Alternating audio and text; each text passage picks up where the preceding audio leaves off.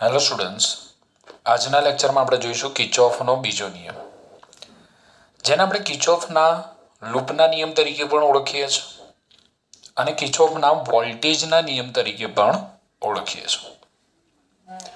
તો કિર્ચોફનો બીજો નિયમ આપણને શું કહે છે? તો કિર્ચોફનો બીજો નિયમ આપણને કહે છે કે અવરોધો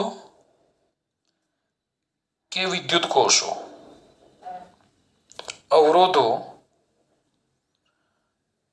કે વિદ્યુત કોષો ધરાવતા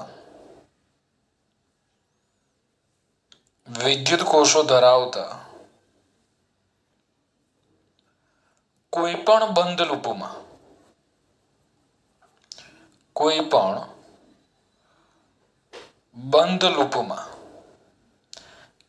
કે કોઈ પણ બંધ ગાળામાં કે કોઈ પણ બંધ પરિપથમાં વિદ્યુત સ્થિતિમાનના ફેરફારનો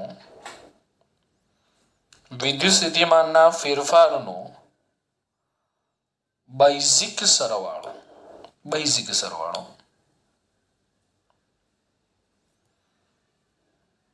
શૂન્ય હોય છે.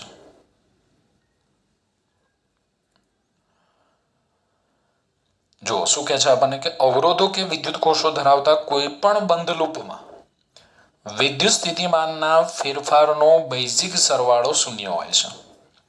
આપણે એક બંધ લૂપ લઈએ અને જોઈએ.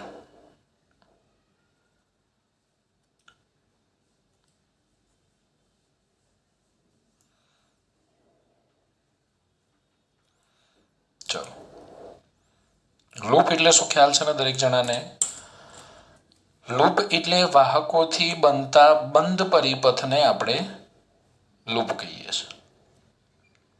અહીંયા મેં એક બેટરી દર્શાવેલી છે, બે અવરોધો દર્શાવેલા છે, બેટરીમાંથી બહાર આવતો પ્રવાહ I છે. ઓકે, હવે કિર્ચોફનો બીજો નિયમ આપણને એવું કહે છે કે કોઈ પણ બંધ લૂપ માટે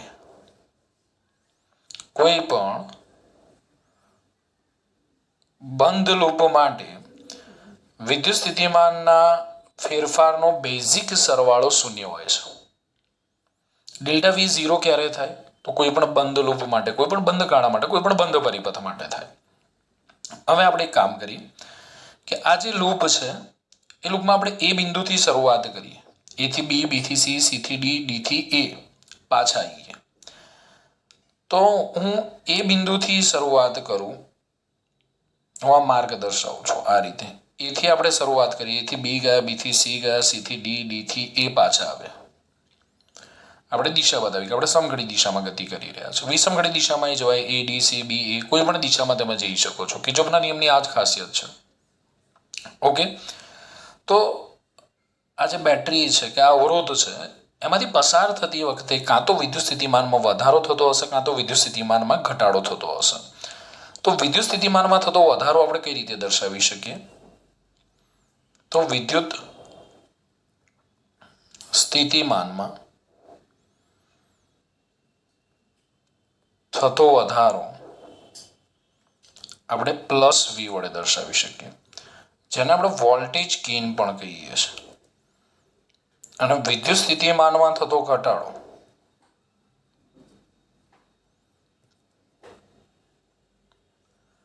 આપણે માઇનસ વી વડે દર્શાવી શકીએ, જેને આપણે વોલ્ટેજ ડ્રોપ પણ કહીએ છીએ. આમાં ત્રણ ઘટકો મેં અહીંયા દર્શાવેલા છે. એટલે ત્રણેય ઘટકોમાંથી પસાર થતી વખતે અત્યારે મને ખબર નથી કે ક્યાં વોલ્ટેજમાં વધારો થાય છે, ક્યાં વોલ્ટેજમાં ઘટાડો થાય છે. પરંતુ આ જો બંધ લૂપ માટે આ ત્રણેય ઘટકો માટે વિદ્યુત સ્થિતિમાનના ફેરફારનો તફાવત જો લેવામાં આવે તો એ તફાવત આપણને કેવો મળે છે? 0 મળે છે. ઓકે, અત્યારે આપણને ખબર નથી કે ભાઈ અવરોધમાંથી પસાર થતી વખતે વોલ્ટેજમાં વધારો થાય છે કે ઘટાડો થાય છે, બેટરીના નેગેટિવથી પોઝિટિવ તરફ જતા વોલ્ટેજમાં વધારો થાય છે કે ઘટાડો થાય છે. પરંતુ કોઈ પણ બંધ લૂપ માટે આપણે અવરોધો કે વિદ્યુત કોષો માંથી પસાર થતી વખતે વિદ્યુત સ્થિતિમાનના ફેરફારનો સરવાળો કરીએ અથવા વિદ્યુત સ્થિતિમાનોનો સરવાળો કરીએ તો એ બેઝિક સરવાળો આપણને કેવો મળવાનો છે? શૂન્ય મળવાનો છે. કેમ? બીજી રીતે પણ સમજી શકીએ. જો આપણે એ બી સી ડી એ માર્ગે ગયા. હવે એ બિંદુથી આપણે શરૂ કરીને ફરી પાછા એ બિંદુએ આવીએ છીએ. ધારો કે એ બિંદુ પાસે વિદ્યુત સ્થિતિમાન વી છે. આપણે એ બિંદુ પાસેથી શરૂઆત કરીને ફરી પાછા એ બિંદુ પાસે આવીએ છીએ તો વિદ્યુત સ્થિતિમાનનો ફેરફાર કેટલો થાય? વી એ માઇનસ વી એ. કારણ કે એ બિંદુ પાસે વિદ્યુત સ્થિતિમાન વી છે અને એ બિંદુ પાસે શરૂ કરીને ફરી પાછા એ બિંદુ પાસે આવીએ છીએ તો એ બિંદુ પાસે તો વિદ્યુત સ્થિતિમાન વી છે. તો વિદ્યુત સ્થિતિમાનનો ફેરફાર કેવો થાય? તો વિદ્યુત સ્થિતિમાનનો ફેરફાર શૂન્ય થાય છે. Okay, clear? તો બીજો નિયમ આપણને એવું કહે છે કે અવરોધો અને વિદ્યુત કોષ ધરાવતા કોઈ પણ બંધ લૂપમાં વિદ્યુત સ્થિતિમાનના ફેરફારનો બૈજિક સરવાળો શૂન્ય હોય છે. હવે આ નિયમ ઉર્જા સંરક્ષણના નિયમની ઉર્જા સંરક્ષણના નિયમની રજૂઆત કરે છે. ગયા લેક્ચરમાં આપણે વાત કરી હતી કિર્ચોફનો પ્રથમ નિયમ એ વિદ્યુત ભાર સંરક્ષણના નિયમની રજૂઆત કરે છે. કેમ? તો જંક્શનમાં જેટલો વિદ્યુત ભાર દાખલ થાય છે, જેટલા સમયમાં જેટલો વિદ્યુત ભાર દાખલ થાય છે તેટલા સમયમાં તેટલો વિદ્યુત ભાર બહાર આવે છે. એટલે કે વિદ્યુત ભારનું સંરક્ષણ થાય છે. એટલે કે કિર્ચોફનો પહેલો નિયમ એ વિદ્યુત ભાર સંરક્ષણના નિયમની રજૂઆત કરે છે અને કિર્ચોફનો બીજો નિયમ એ ઉર્જા સંરક્ષણના નિયમની રજૂઆત કરે છે. કઈ રીતે આપણે સમજીએ તો કોઈને વિદ્યુત સ્થિતિમાનની વ્યાખ્યા યાદ છે? તો વિદ્યુત સ્થિતિમાનની વ્યાખ્યા કંઈક આપણે આવી આપી હતી કે વિદ્યુત ક્ષેત્રમાં એકમ ધન વિદ્યુત ભારને એક બિંદુથી બીજા બિંદુ સુધી લઈ જવા માટે કરવું પડતું કાર્ય એટલે તે બિંદુ પાસેનું વિદ્યુત સ્થિતિમાન, જેનું સૂત્ર આપણે આવું મળ્યું હતું delta V is equal to W external by Q. હવે અહીંયા ડેલ્ટા વી કેવા છે? 0. તો 0 is equal to W external by Q. માટે W external is equal to શું મળે? 0 મળે. એકમ ધન વિદ્યુત ભારને તમે એ બિંદુથી ગતિ કરાવીને ફરી પાછા એ બિંદુ પાસે લાવો તો કરવું પડતું કાર્ય શૂન્ય મળે. કેમ? કારણ કે વિદ્યુત સ્થિતિમાન એ માર્ગ પર આધાર રાખતું નથી પરંતુ ફક્ત બિંદુઓના સ્થાન પર આધાર રાખે છે. વિદ્યુત સ્થિતિમાન એ માર્ગ પર આધારિત નથી, ફક્ત બિંદુઓના સ્થાન પર આધારિત છે. એટલે એ બિંદુએથી એકમ ધન વિદ્યુત ભારને તમે ગતિ કરાવીને ફરી પાછા એ બિંદુ પાસે લાવો તો કરવું પડતું કાર્ય કેવું મળશે? શૂન્ય. કારણ કે ફક્ત તે બિંદુઓના સ્થાન પર આધારિત છે. બંને વખતે આપણે એ બિંદુ પાસે જ આવીએ છીએ. તો ડબલ્યુ એક્સટર્નલ 0 મળ્યું. હવે સ્થિતિ ઉર્જાની કોઈને વ્યાખ્યા યાદ છે? તો વિદ્યુત ભારને વિદ્યુત ક્ષેત્રમાં એક બિંદુથી બીજા બિંદુ સુધી લઈ જવા માટે કરવું પડતું કાર્ય એ સ્થિતિ ઉર્જાના તફાવત જેટલું હતું. W external is equal two આપણે ડેલ્ટા યુ લખી શકીએ. તો delta you is equal two આપણને અહીંયા શું મળે છે? 0 મળે છે. એનો અર્થ એવો થયો કે વિદ્યુત ભારને આપણે એથી ગતિ કરાવીને ફરી પાછા એ બિંદુ પાસે લાવીએ તો ઉર્જામાં કોઈ વધારો થતો નથી, ઉર્જામાં કોઈ ઘટાડો થતો નથી. એટલે કે ઉર્જા કેવી રહે છે? ઉર્જા અચળ રહે છે એવું કહી શકીએ આપણે. ઉર્જામાં કોઈ જ વધારો થતો નથી, ઉર્જામાં કોઈ જ ઘટાડો થતો નથી, ઉર્જા અચળ રહે છે. અને આથી કિર્ચોફનો બીજો નિયમ એ ઉર્જા સંરક્ષણના નિયમની રજૂઆત કરે છે.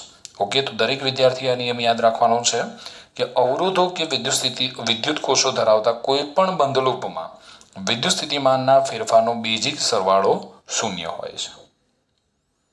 અને આ નિયમ ઉર્જા સંરક્ષણના નિયમની રજૂઆત કરે છે.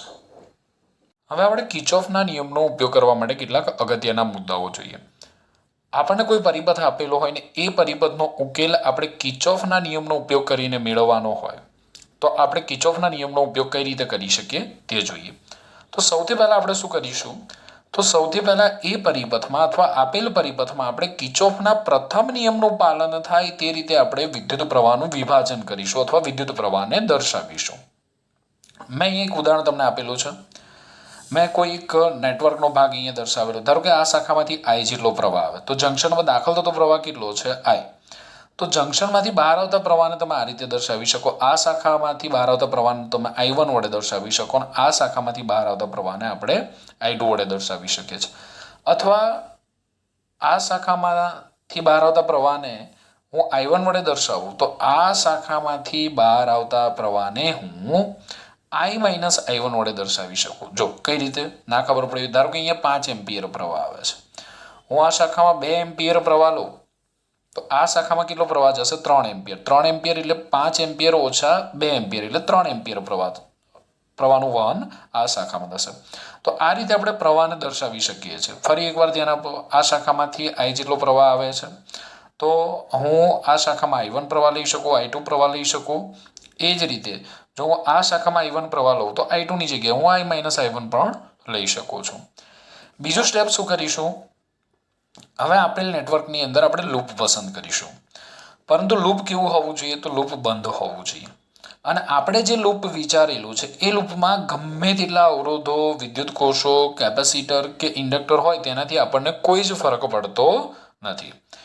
એટલે પ્રવાહનું વિભાજન કર્યા બાદ, પ્રવાહને દર્શાવ્યા બાદ આપણે લૂપ પસંદ કરીશું, પરંતુ લૂપ કેવું હોવું જોઈએ? બંધ હોવું જોઈએ. અને એ લૂપની અંદર ગમે તેટલી બેટરી, અવરોધો, કેપેસિટર, ઇન્ડક્ટર હોય એનાથી આપણને કોઈ જ ફરક પડતો નથી. સેકન્ડ સ્ટેપ કે આપણે જે લૂપ પસંદ કરેલું છે એ લૂપમાં આપણે કઈ દિશામાં જવું છે એ આપણે દિશા નક્કી કરીશું.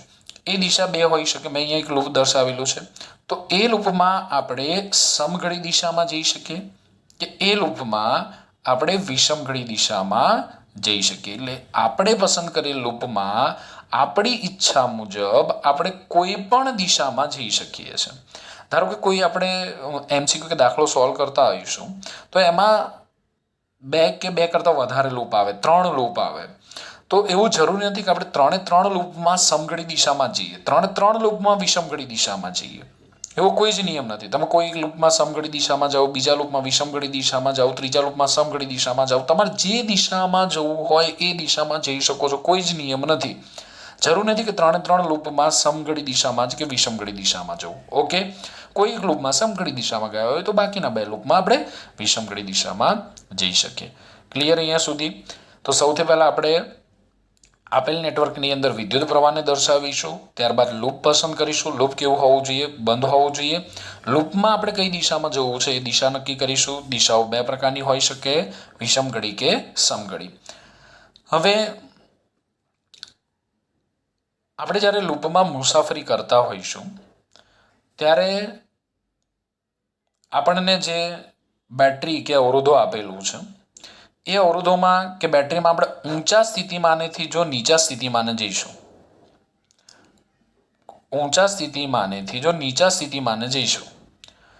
તો વિદ્યુત સ્થિતિમાન ઘટે.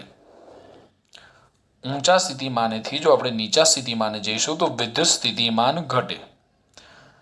અને નીચા સ્થિતિમાનેથી જો આપણે ઊંચા સ્થિતિમાને જઈશું તો વિદ્યુત સ્થિતિમાન વધશે.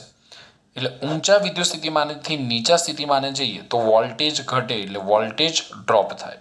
પરંતુ નીચા સ્થિતિમાનથી આપણે ઊંચા સ્થિતિમાને જઈએ તો વોલ્ટેજમાં વધારો થાય, એટલે કે વોલ્ટેજ ગેઇન થાય. આ વસ્તુ આપણે ધ્યાન રાખીશું. ચલો આને હું તમને સમજાવું છું. તો બીજી સૌથી અગત્યની વસ્તુ, જો આની અંદર ભૂલ થઈ તો આપણો આખો દાખલો ખોટો પડે. તો કિર્ચોફના નિયમો વાપરવા માટેની સંજ્ઞા પ્રણાલી કઈ છે? તો ધ્યાન આપો. જો કોઈ અવરોધમાં આપણી મુસાફરી, તો આ અવરોધ છે, જો એ અવરોધમાં પ્રવાહ કઈ દિશામાં વહે છે? જમણી બાજુ વહે છે. અને આપણી મુસાફરી પણ કઈ દિશામાં છે? જમણી બાજુ છે. તો જો કોઈ અવરોધમાં આપણી મુસાફરી પ્રવાહની દિશામાં હોય તો વિદ્યુત સ્થિતિમાનમાં IR જેટલો ઘટાડો થાય. જો કોઈ અવરોધમાં આપણી મુસાફરી પ્રવાહની દિશામાં હોય તો વિદ્યુત સ્થિતિમાનમાં IR જેટલો ઘટાડો થાય. માટે આપણે લખીશું -IR. હવે સમજો, અવરોધના 2 છેડા વચ્ચે વિદ્યુત સ્થિતિમાન કેટલું હોય? તો અવરોધના 2 છેડા વચ્ચે વિદ્યુત સ્થિતિમાન અવરોધ R અને તેમાંથી પસાર થતા પ્રવાહના ગુણાકાર એટલે કે IR જેટલું હોય છે.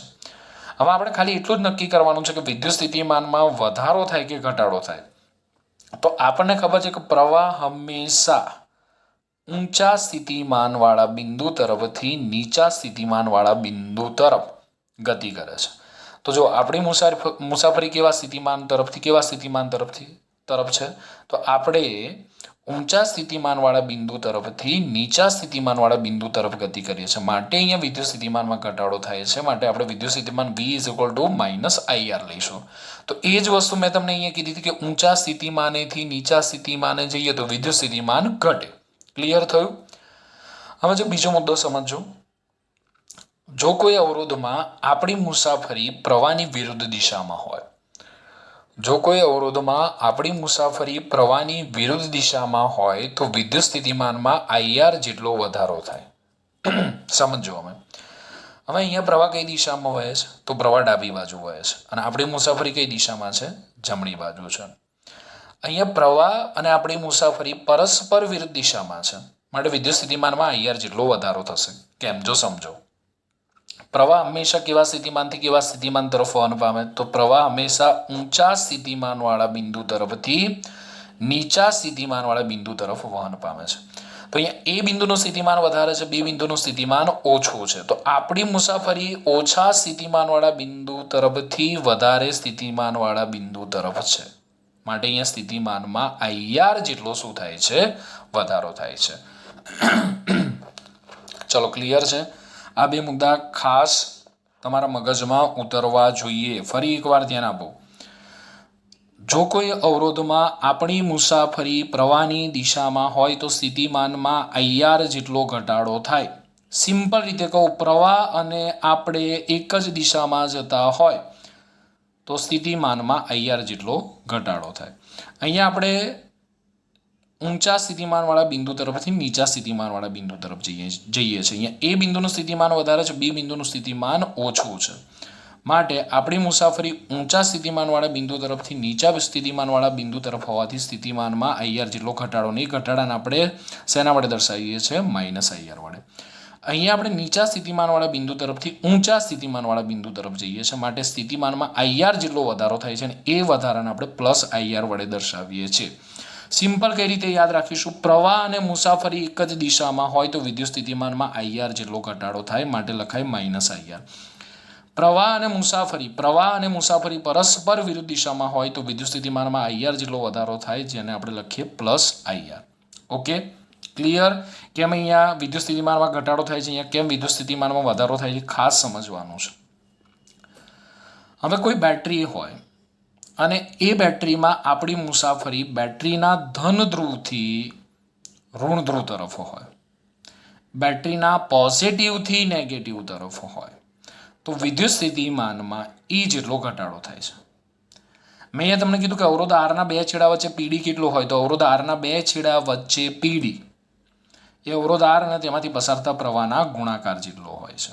પણ બેટરીમાંથી પસાર થતી વખતે આપણે પ્રવાહને ધ્યાનમાં નથી લેતા અને બેટરીના બે ધ્રુવો વચ્ચેનો પીડી એ બેટરીના EMF જેટલો હોય છે. ખાસ ધ્યાન રાખજો બેટરીમાંથી પસાર થતી વખતે આપણે પ્રવાહને ધ્યાનમાં લેવાનો નથી. બેટરીમાંથી પસાર થતી વખતે આપણે બેટરીના ટર્મિનલને ધ્યાનમાં લઈએ છીએ અને બેટરીના આપણે જો પોઝિટિવથી નેગેટિવ ટર્મિનલ તરફ મુસાફરી કરતા હોય તો વિદ્યુત સ્થિતિમાનમાં જેટલો ઘટાડો થાય જેને આપણે દર્શાવીએ છીએ -E વડે. તો યાદ કઈ રીતે રાખીશું પોઝિટિવ ટુ નેગેટિવ તો પીડી જેટલો ઘટે. જો આપણી મુસાફરી બેટરીના નેગેટિવ ટર્મિનલથી પોઝિટિવ ટર્મિનલ તરફ હોય નેગેટિવ ટુ પોઝિટિવ તો વિદ્યુત સ્થિતિમાનમાં જેટલો શું થશે વધારો થશે. ઓકે અવરોધમાંથી પસાર થતી વખતે આપણે પ્રવાહને ધ્યાનમાં લઈશું બેટરીમાંથી પસાર થતી વખતે આપણે પ્રવાહને ધ્યાનમાં લઈશું ને બેટરીમાંથી પસાર થતી વખતે આપણે ટર્મિનલને ધ્યાનમાં લઈશું પોઝિટિવ ટુ નેગેટિવ તો વિદ્યુત સ્થિતિમાન ઘટે નેગેટિવ ટુ પોઝિટિવ વિદ્યુત સ્થિતિમાન વધે. Okay clear. દરેક વિદ્યાર્થીને આ ખાસ 4 સંજ્ઞા પ્રણાલી યાદ રહેવી જોઈએ. જો આમાં પોઝિટિવ નેગેટિવની ભૂલ થઈ તો તમારો આખો જવાબ ખોટો પડશે. ઓકે ફરી એકવાર આ 4 સંજ્ઞા પ્રણાલીને જોઈ લો. આ અવરોધ એમાં પ્રવાહ આ દિશામાં વહે છે આપણી મુસાફરી પણ આ દિશામાં છે પ્રવાહની દિશામાં તો વિદ્યુત સ્થિતિમાનમાં IR જેટલો ઘટાડો થાય જેને આપણે લખીએ -IR. ઓકે આ લઈ લઈએ અવરોધ પ્રવાહ આ દિશામાં આપણી મુસાફરી આ દિશામાં તો વિદ્યુત સ્થિતિમાનમાં +IR જેટલો વધારો થશે. સમજો પ્રવાહ અને મુસાફરી એક જ દિશામાં હોય તો વિદ્યુત સ્થિતિમાનમાં IR જેટલો વધારો પ્રવાહ અને મુસાફરી પરસ્પર વિરુદ્ધ દિશામાં હોય તો વિદ્યુત સ્થિતિમાનમાં IR જેટલો વધારો થાય છે. બેટરીના પોઝિટિવથી નેગેટિવ તરફ જઈએ તો વિદ્યુત સ્થિતિમાનમાં જેટલો ઘટાડો થાય. બેટરીના નેગેટિવથી પોઝિટિવ તરફ જઈએ તો વિદ્યુત સ્થિતિમાનમાં જેટલો વધારો થાય. બસ આટલું જ યાદ રાખવાનું છે.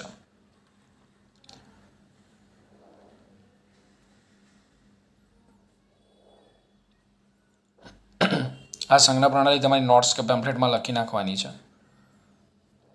તો આપણે કિર્ચોફના બીજા નિયમનો ઉપયોગ કરવા માટેની સંજ્ઞા પ્રણાલી જોઈ. હવે આ સંજ્ઞા પ્રણાલીનો ઉપયોગ નેટવર્કમાં કઈ રીતે થાય છે એ આપણે સમજીએ. તો મેં અહીં કોઈક નેટવર્ક તમને દર્શાવેલો છે. આ નેટવર્ક બનાવવા માટે મેં 3 બેટરી અને 5 અવરોધોનો ઉપયોગ કરેલો છે. તમે મન ફાવે એવો નેટવર્ક પ્રેક્ટિસ માટે બનાવી શકો છો. એમાં જેટલા અવરોધો લેવા હોય એટલા લઈ શકો છો, જેટલી બેટરીઓ લેવી હોય એટલી બેટરીઓ લઈ શકો છો.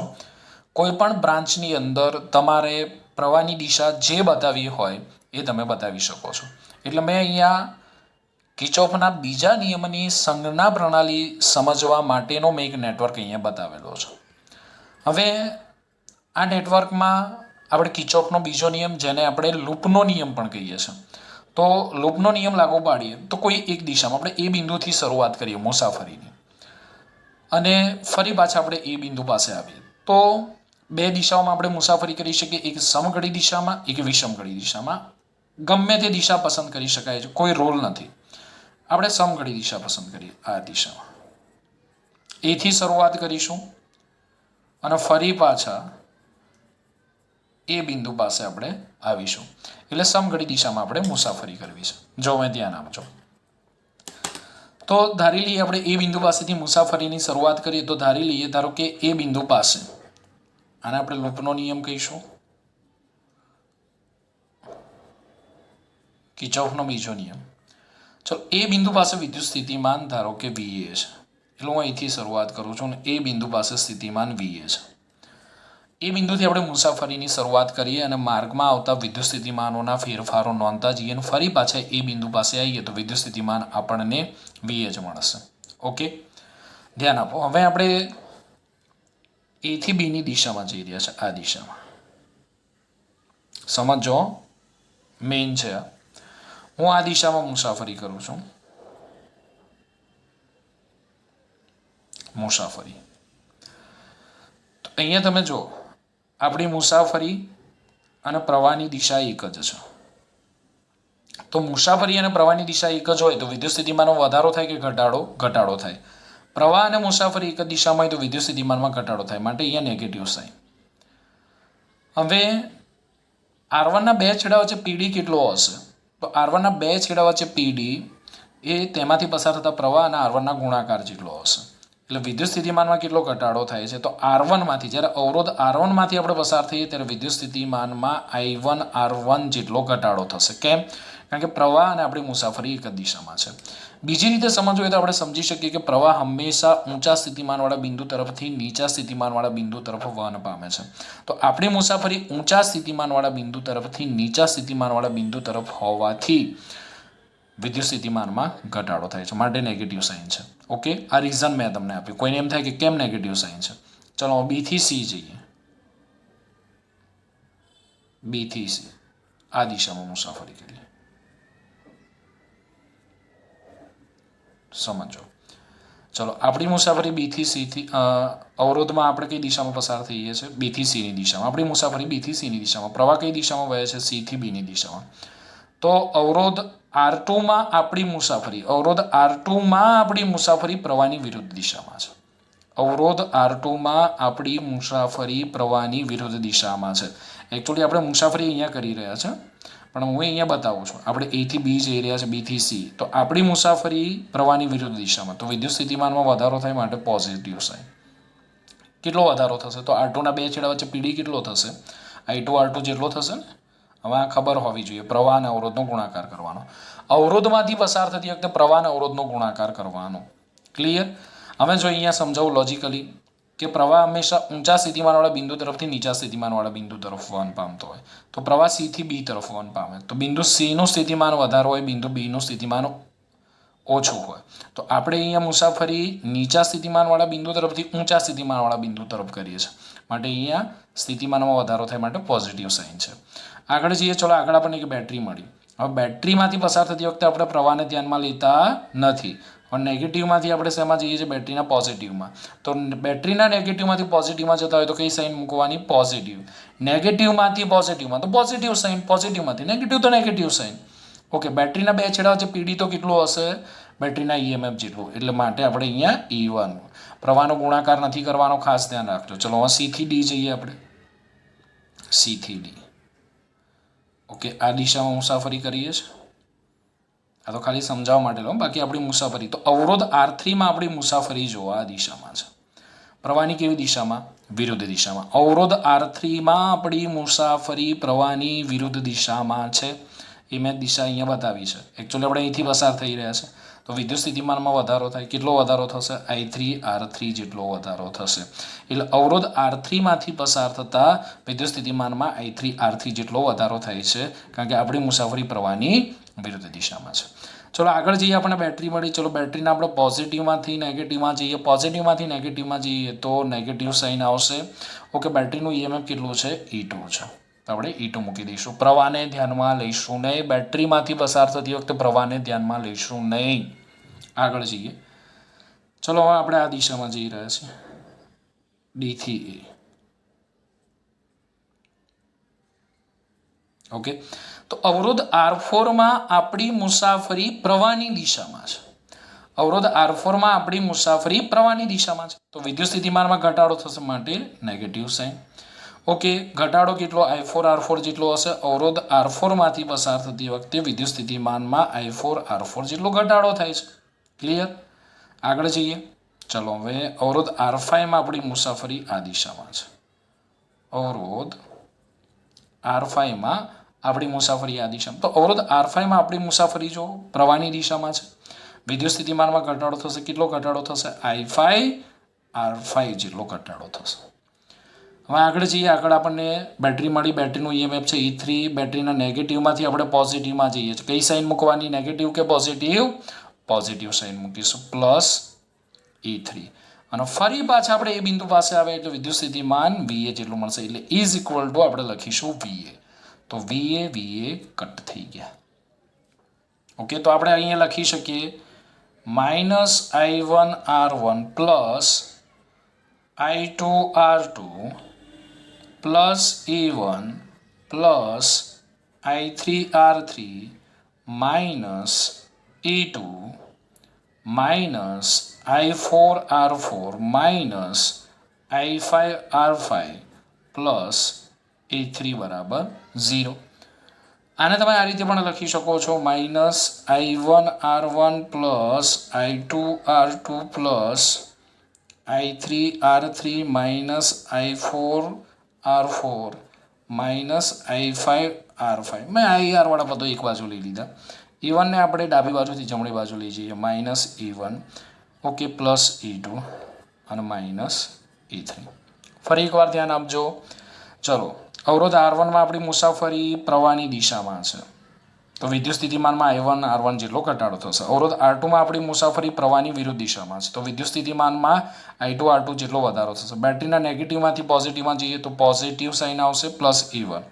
અવરોધ R3માં આપણી મુસાફરી પ્રવાહની વિરુદ્ધ દિશામાં છે, માટે વિદ્યુત સ્થિતિમાનમાં I3R3 જેટલો વધારો થશે. ઓકે, બેટરીના પોઝિટિવમાંથી નેગેટિવમાં જઈએ, માઇનસ E2.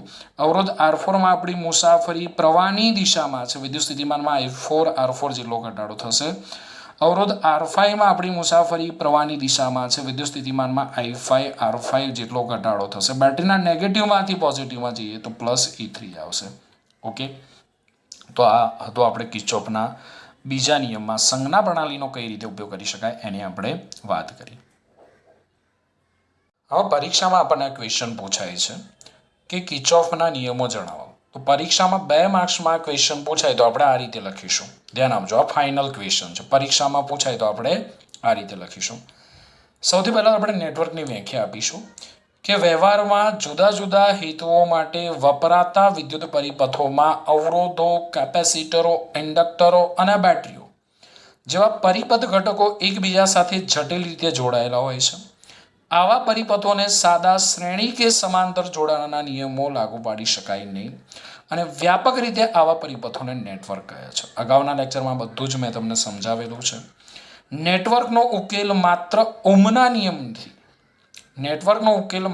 ઓહ્મના નિયમથી કે અવરોધોના સમાંતર અને શ્રેણી જોડાણના નિયમોથી મેળવી શકાતો નથી. અને વ્યવહારમાં નેટવર્કનું વિશ્લેષણ કરવા માટેના કેટલાક નિયમો છે, અને કિર્ચોફના નિયમો આ નિયમો પૈકીના બે નિયમો છે. તો પહેલો નિયમ આપણે કિર્ચોફનો પહેલો નિયમ, જેને આપણે જંક્શનનો નિયમ પણ કહીએ છીએ અથવા વિદ્યુત પ્રવાહનો નિયમ પણ કહીએ છીએ. તો આપણને ખબર જ છે કે કોઈ પણ જંક્શન આગળ દાખલ થતા પ્રવાહનો સરવાળો, કોઈ પણ જંક્શન આગળ દાખલ થતા પ્રવાહનો સરવાળો જંક્શનની બહાર નીકળતા પ્રવાહોના સરવાળા બરાબર હોય છે. અને આ નિયમની સાબિતી એ હકીકત પરથી આપી શકાય છે કે સ્થાયી પ્રવાહો માટે જંક્શન કે શાખાના કોઈ બિંદુ આગળ વિદ્યુત ભારનો સંગ્રહ થતો નથી. આ નિયમની સાબિતી એ હકીકત પરથી આપણે આપી શકીએ કે સ્થાયી પ્રવાહો માટે જંક્શન કે શાખાના કોઈ બિંદુ આગળ વિદ્યુત ભારનો સંગ્રહ થતો નથી. આમ દાખલ થતો કુલ પ્રવાહ એ જંક્શનમાંથી બહાર જતા કુલ પ્રવાહ બરાબર હોય છે. ઓકે, આગળ આપણે જોઈએ લૂપ કે બંધ ગાળાનો નિયમ, જેને આપણે કિર્ચોફનો બીજો નિયમ કહીએ છીએ અથવા કિર્ચોફનો વોલ્ટેજનો નિયમ કહીએ છીએ. તો અવરોધો અને વિદ્યુત કોષો ધરાવતા કોઈ પણ બંધ લૂપમાં વિદ્યુત સ્થિતિમાનના ફેરફારનો બેઝિક સરવાળો શૂન્ય હોય છે. આ નિયમ પણ સ્વાભાવિક છે, કારણ કે આપણે વિદ્યુત સ્થિતિમાન કયા બિંદુએ માપીએ છીએ તેના પરથી આધાર રાખે છે. આમ કોઈ બિંદુએ શરૂ કરી એ જ બિંદુએ પાછા આવીએ તો કુલ ફેરફાર, વિદ્યુત સ્થિતિમાનનો કુલ ફેરફાર શૂન્ય જ થાય. અહીંયા એક શબ્દ લખવાનો રહી ગયો છે, વિદ્યુત સ્થિતિમાન લખી નાખજો. કોઈ બિંદુએ શરૂ કરી એ જ બિંદુએ પાછા આવીએ તો વિદ્યુત સ્થિતિમાનનો કુલ ફેરફાર શૂન્ય થાય છે. આગળ મેં સમજાવેલું છે બધું, એટલે ફરી તમને સમજાવતો નથી. હવે આટલું લખીને આપણે કોઈ એક નેટવર્ક તમારી રીતે તમારે દોરી દેવાનો અને સમજાવવાનો. તો અહીંયા જો બે બેટરીઓ છે, 1 2 3 4 અવરોધો છે. હું ગમે તે મૂલ્ય લઈ લઉં છું. આ 20 વોલ્ટની બેટરી છે, ધારો કે આ 10 વોલ્ટની બેટરી છે. ધારો કે આમાંથી I1 જેટલો પ્રવાહ બહાર આવે છે. ઓકે, F એ જંક્શન થશે, આ પ્રવાહનું વિભાજન થાય છે. ધારો કે આ શાખામાંથી I2 જેટલો પ્રવાહ પસાર થાય છે અને આ શાખામાંથી I3 જેટલો પ્રવાહ પસાર થાય છે. ઓકે, તો હું F પાસે જંક્શનનો નિયમ વાપરું. F બિંદુ પાસે જંક્શનનો નિયમ શું થાય? તો જંક્શનનો નિયમ શું છે? દાખલ થતો પ્રવાહ I1 = બહાર આવતો પ્રવાહ I2 + I3. ઓકે, હવે જો આ પ્રવાહ આગળ ગયો, અહીંયા આવ્યો I2. આ પ્રવાહ પણ આગળ ગયો, અહીંયા આવ્યો I3. હવે સી બિંદુ પાસે તમે જંક્શનનો નિયમ વાપરો તો દાખલ થતો પ્રવાહ = બહાર આવતો પ્રવાહ. તો દાખલ થતો પ્રવાહ કેટલો છે? I2 + I3. તો બહાર આવતો પ્રવાહ કેટલો હશે? I1 હશે. હવે અહીંયા તમને કેટલા લૂપ મળે છે? 2 લૂપ મળે છે. તો ભાઈ તમારી રીતે નેટવર્ક દોરવાનો છો, કોઈ ચિંતા નથી કરવાનો અને ગોખવાનો નથી, પ્લીઝ સમજો. હવે અહીંયા તમે કિર્ચોફનો નિયમ તમારે વાપરવો હોય તો વાપરી શકાય. 2 લૂપ લઈ લો. ચલો, જે દિશામાં તમારે કિર્ચોફનો નિયમ, હું આ દિશામાં કિર્ચોફનો નિયમ વાપરું છું, અહીંયા હું આ દિશામાં, ગમે તે દિશા ભાઈ, બરોબર છે. ચલો, હવે આપણે અહીંયા આ દિશા લીધી એટલે ABCF A બંધ ગાળા ABCF A માટે લૂપનો નિયમ લખવો છે. ચલો, મેં શીખવાડ્યું ને. ચલો, અહીંથી જાઓ, AB શાખામાં જાઓ. ચલો, અવરોધ આરમાં 10 ઓહ્મના અવરોધમાં આપણી મુસાફરી પ્રવાહની દિશામાં છે. સ્થિતિમાનમાં ઘટાડો થાય માટે શું લખાય? -10I2. ખબર પડી ને? અવરોધ અને પ્રવાહનો, અવરોધમાંથી પસાર થતી વખતે અવરોધ અને પ્રવાહનો ગુણાકાર કરવાનો. એટલું ધ્યાનમાં રાખવાનું કે આપણી મુસાફરી પ્રવાહની દિશામાં હોય તો નેગેટિવ સાઇન, પ્રવાહની વિરુદ્ધ દિશામાં હોય તો પોઝિટિવ સાઇન. ચલો, B થી C કોઈ ઘટક છે જ નહીં. ચલો, અહીંયા આગળ આવો. બેટરીના નેગેટિવમાંથી પોઝિટિવમાં જઈએ છીએ, +20. ઓકે, આગળ આવો 20 ઓહ્મના અવરોધમાં. ચલો, આપણી મુસાફરી પ્રવાહની દિશામાં સ્થિતિમાનમાં ઘટાડો થાય, નેગેટિવ સાઇન. ઓકે, કેટલો ઘટાડો થશે? 20 × I1 એટલે 20I1. F થી એ જાઓ, કશું નથી, એ બિંદુ પાસે પાછા આવે = 0. ઓકે, કારણ કે આપણે કીધું ને કોઈ બિંદુએ શરૂ કરી તે જ બિંદુએ પાછા આવીએ તો વિદ્યુત સ્થિતિમાનનો કુલ ફેરફાર શૂન્ય જ થાય છે. ચલો, હવે બીજો લૂપ લઈ લો. એમાં આપણે કઈ દિશામાં જઈએ છીએ? EDCFE. ચલો, બંધ ગાળા D E D C F ઈ માટે લૂપનો નિયમ. ચલો જુઓ તો શું થાય છે. ચલો ઈથી શરૂઆત કરો. બેટરીના નેગેટિવમાંથી પોઝિટિવમાં +10 વોલ્ટ. ચલો આપણી મુસાફરી પ્રવાહ ક્યાં ગયો? આ રહ્યો ને પ્રવાહ. મુસાફરી પ્રવાહની દિશામાં સ્થિતિમાનમાં ઘટાડો, નેગેટિવ સાઇન 10I3. અહીંયા પણ આપણી મુસાફરી પ્રવાહની દિશામાં વિદ્યુત સ્થિતિમાનમાં ઘટાડો -20I3. ઓકે, -20I3 આપણી મુસાફરી પ્રવાહની દિશામાં છે. આગળ જાઓ. ચલો અહીંથી આમ પાછા વળો. અહીંયા નેગેટિવમાંથી પોઝિટિવમાં +20 વોલ્ટ. ચલો અહીંયા આપણી મુસાફરી પ્રવાહની દિશામાં વિદ્યુત સ્થિતિમાનમાં ઘટાડો, નેગેટિવ સાઇન -20I1. એફ બિંદુ ઓકે, એફથી પાછા ઈ આવવાનું છે એટલે =0. જો ફરી જો ઈથી શરૂઆત કરી, બેટરીના નેગેટિવમાંથી પોઝિટિવમાં +10 વોલ્ટ. ચલો આપણી મુસાફરી પ્રવાહની દિશામાં સ્થિતિમાનમાં ઘટાડો થાય -10I3. ડીથી સી ગયા, આપણી મુસાફરી પ્રવાહની દિશામાં સ્થિતિમાનમાં ઘટાડો થાય, નેગેટિવ સાઇન -20I3. આગળ ગયા બેટરીના નેગેટિવમાંથી પોઝિટિવમાં +20 વોલ્ટ. આગળ ગયા આપણી મુસાફરી પ્રવાહની દિશામાં સ્થિતિમાનમાં ઘટાડો થાય, નેગેટિવ સાઇન 20I1. એફથી કોઈ ઘટક નથી, એ બિંદુએ પાછા આવ્યા =0. ઓકે, તો આ રીતે તમારે કિર્ચોફના નિયમનો ઉપયોગ કરવાનો છે. આવતા લેક્ચરમાં હું તમને કિર્ચોફના નિયમ પર આધારિત કેટલાક MCQ ચલાવીશ. પછી આપણે ચેપ્ટરમાં આગળ જઈશું. જોઈ લો, સ્ક્રીનશોટ પાડી લેજો ભાઈ. મોસ્ટ IMP થિયરી છે, લખી નાખવાની છે. આપણે પેમ્પલેટમાં નથી આપી.